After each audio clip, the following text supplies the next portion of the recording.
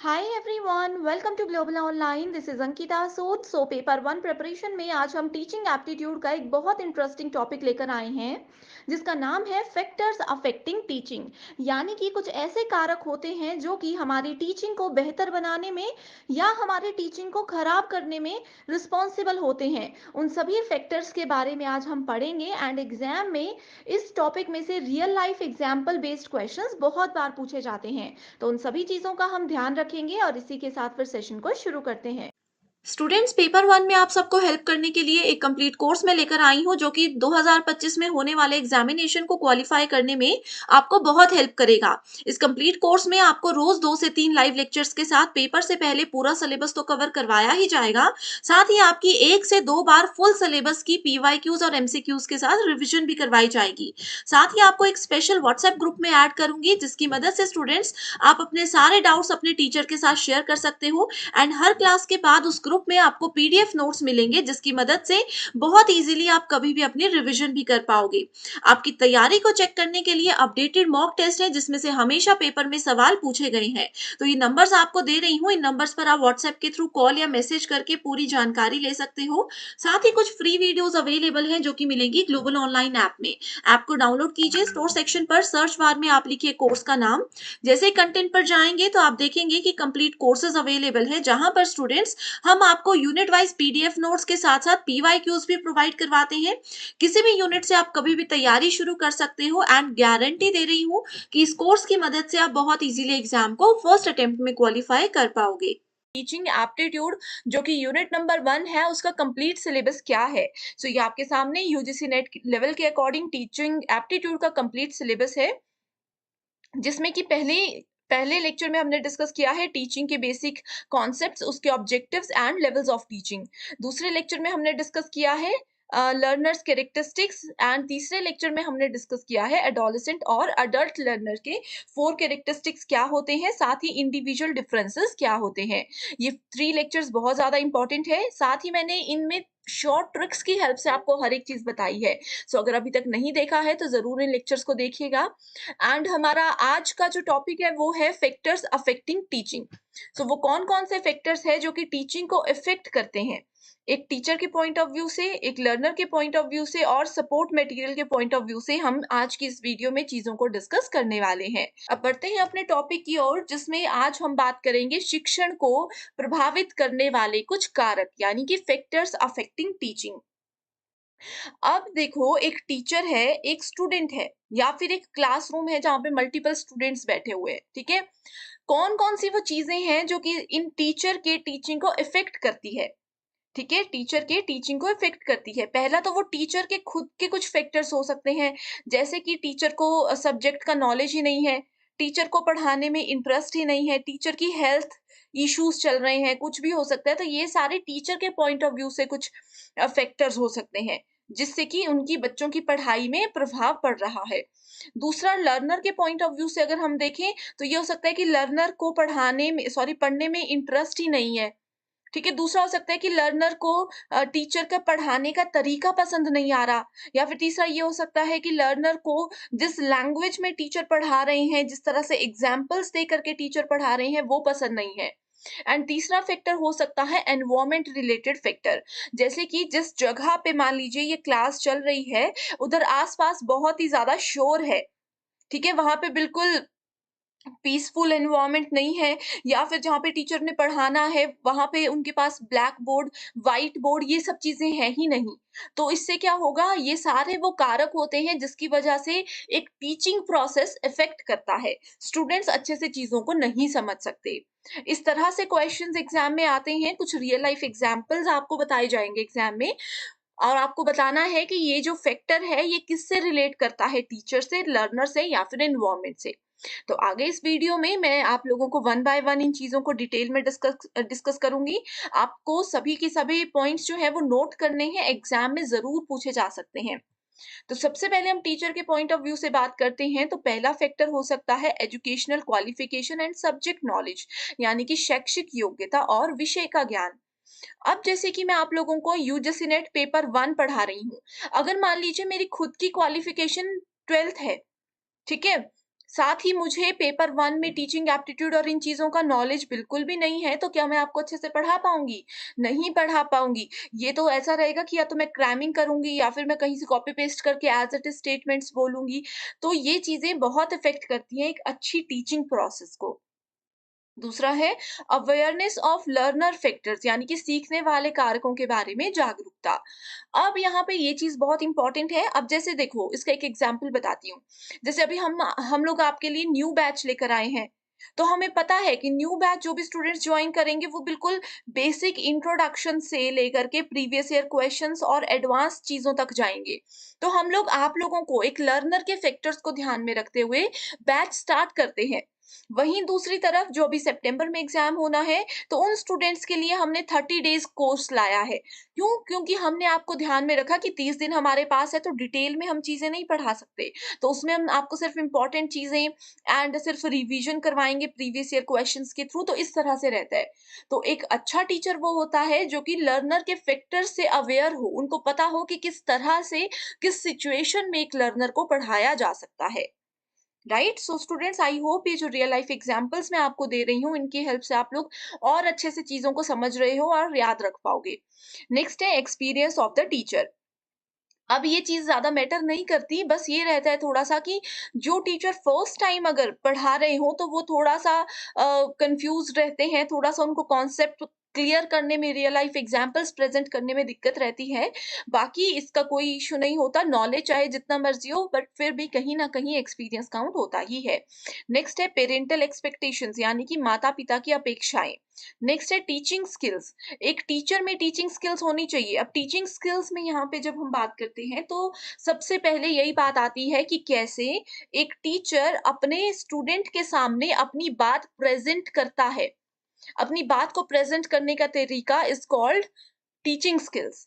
अब जैसे मुझे नॉलेज मान लीजिए बहुत है, मेरी क्वालिफिकेशन भी ठीक है, यूजीसी नेट पढ़ा सकती हूँ मैं, लेकिन मेरी टीचिंग स्किल्स नहीं है, मुझे नहीं आ रहा कि मैं कैसे अपनी बात बच्चों के सामने रखूं, कैसे रियल लाइफ एग्जांपल्स जनरेट करूं। तो ये फैक्टर बहुत इंपॉर्टेंट होता है जो कि एक टीचिंग को खराब कर सकता है। मेथड्स ऑफ टीचिंग में बहुत से मेथड्स होते हैं। तो यहाँ पे ऐसा नहीं होता कि एक टीचर को हमेशा जिंदगी भर एक ही मेथड यूज करके स्टूडेंट्स तक नॉलेज अपना शेयर करना है। ठीक है, वो डिपेंड करता है स्टूडेंट पे, वो डिपेंड करता है लर्नर पे कि वो किस मेथड से सीखना चाहते हैं। अब जैसे मैं आप लोगों को ऑनलाइन पढ़ा रही हूँ, ठीक है, तो हो सकता है कि ये मेथड आपको पसंद ना आ रहा हो। आप में से बहुत से बच्चे ऐसे होंगे जो कि ऑफलाइन लर्निंग पसंद करते होंगे। ठीक है, ये हो सकता है कि बहुत से स्टूडेंट्स ऐसे होंगे जो कि थ्योरी और डिटेल में पढ़ना पसंद नहीं करते। वो लोग सिर्फ प्रीवियस ईयर क्वेश्चंस या फिर अगर हम बोले तो एमसीक्यूज की हेल्प से पढ़ना पसंद करते हैं। तो ये हो सकते हैं मेथड्स ऑफ टीचिंग।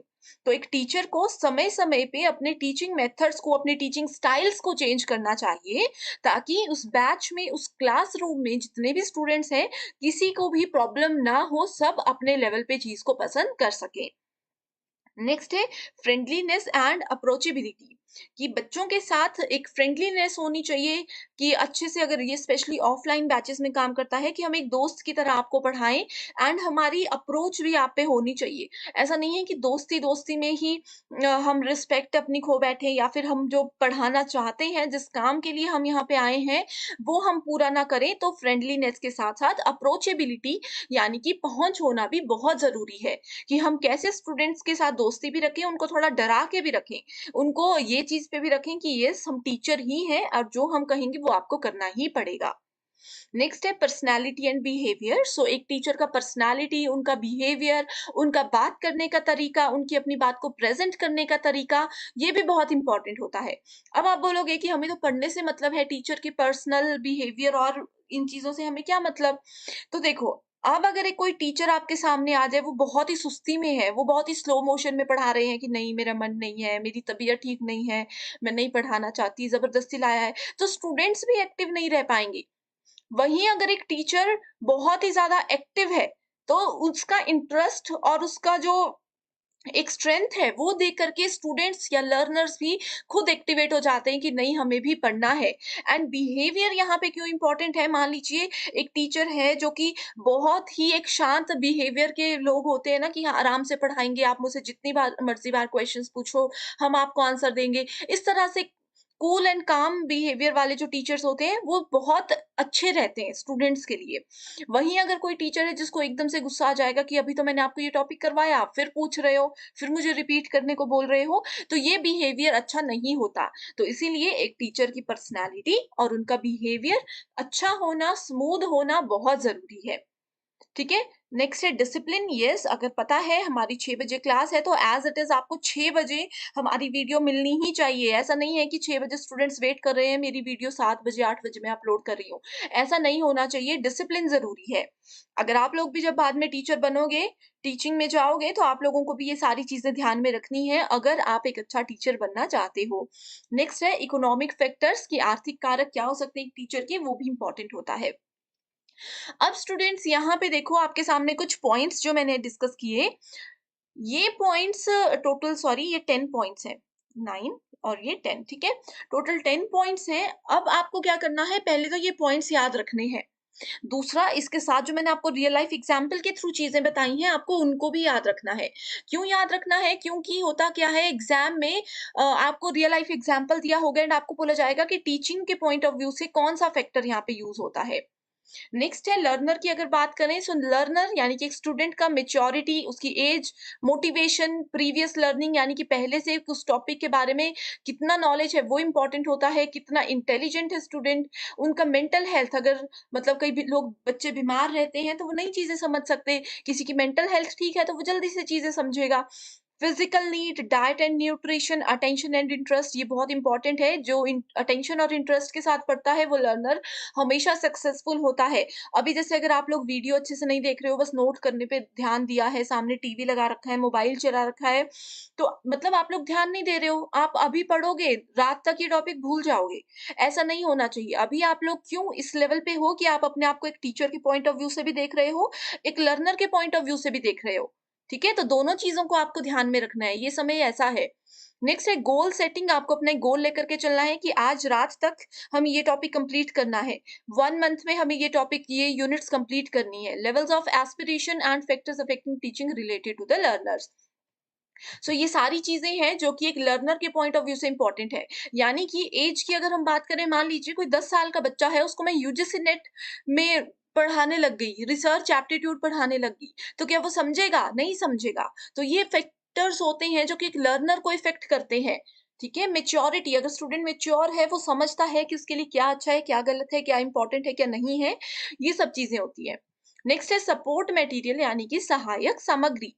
कौन-कौन सी चीज़ें एक टीचर को अच्छी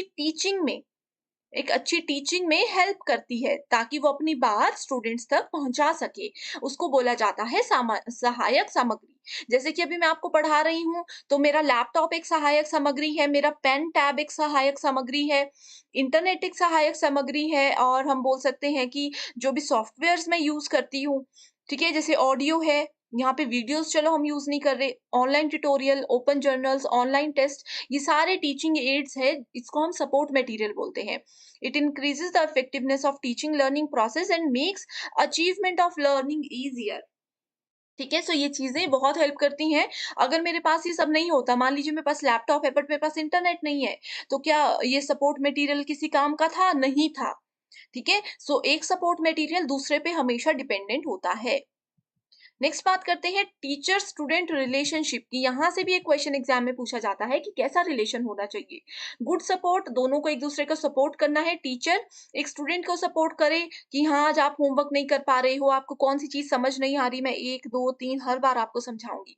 स्टूडेंट को ये सपोर्ट करना चाहिए कि कई बार टीचर कुछ चीज मिस कर जाते हैं या कुछ भी गलत हो जाता है, पढ़ाते पढ़ाते कुछ मिसअंडरस्टैंडिंग हो जाती है, तो वहां पे स्टूडेंट को एकदम से हल्ला नहीं कर देना चाहिए, उनको पेशेंस के साथ सपोर्ट करना चाहिए। नेक्स्ट है authority as a non parental adult. So parent non parental adult की अथॉरिटी होती है एक टीचर के पास, तो उस चीज को भी ध्यान में रखना चाहिए। Self discovery to adjust in social environment. So इनका ये होना चाहिए कि हमें सामाजिक वातावरण में एक दूसरे का सहयोग करके दोनों को वहां पे अच्छे से रहना है।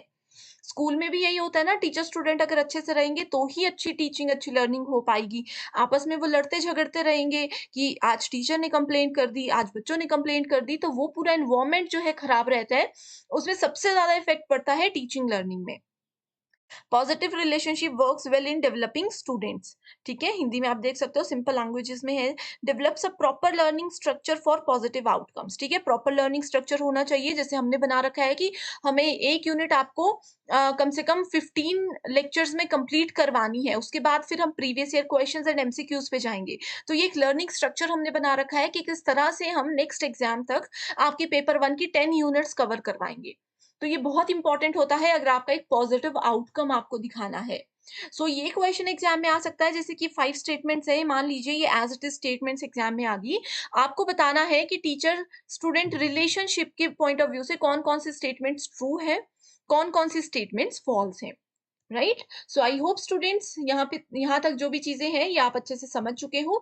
अब आती है इंस्टीट्यूशनल फैसिलिटीज, जैसे कि इंस्टीट्यूशन में आपको classroom, labs, audio video presentation room, seminar, library, ठीक है, ये सब चीजें अगर प्रोवाइड करवाई जाती है तो टीचिंग और बेहतरीन होती है। नहीं है, अगर बोलते हैं खुले में क्लास लगाओ, तो वहां पे तो गाड़ियों का शोर, इसका शोर, वो नहीं हो सकता। तो ये चीजें हैं, आपने इनको बस याद रखना है। टीचर एडमिनिस्ट्रेशन रिलेशनशिप, यानी कि शिक्षक और प्रशासन का संबंध कैसा होना चाहिए, उसमें प्रोफेशनलिज्म पे ध्यान दिया जाता है कि एक टीचर प्रोफेशनल होना चाहिए, चाहे फिर एडमिनिस्ट्रेशन में उसके खुद के फैमिली से कोई हो, तो वो अगर जितना प्रोफेशनल रहेगा उतने अच्छे से टीचिंग हो सकती है, उतने एक्टिव और उतने हर चीज अच्छे से हो सकती है। ठीक है, thereby affecting the teaching learning process to achieve goals of education and ensure optimal functioning, better cordial relation between teacher and administration is must. तो अच्छी एजुकेशन, अच्छे अपने गोल्स को पूरा करने के लिए ये रिलेशनशिप बहुत ही ज़्यादा इम्पोर्टेंट होता है। ये थी स्टूडेंट्स आज की वीडियो, जो कि बहुत ही ज़्यादा इम्पोर्टेंट थी। अगर आपको ये वीडियो अच्छी लगी है, जो भी मैंने आपको पढ़ाया है वो आपको बहुत पसंद आया है, कोई डाउट है तो भी आप मुझे कमेंट कर सकते हो। अगर वीडियो पसंद आई है तो भी कमेंट कीजिए। डेली शाम को 6 बजे मैं आप सभी के लिए इसी तरह के लेक्चर्स लेकर आऊँगी। बिल्कुल फ्री लेक्चर्स है, आप चाहो तो इसको हमारी ऐप, जो कि ग्लोबल ऑनलाइन ऐप है, डिस्क्रिप्शन बॉक्स में आपको लिंक मिल जाएगा, उस ऐप में जाकर के भी आप इन लेक्चर्स को देख सकते हो। Thank you so much for watching this video and I wish you all the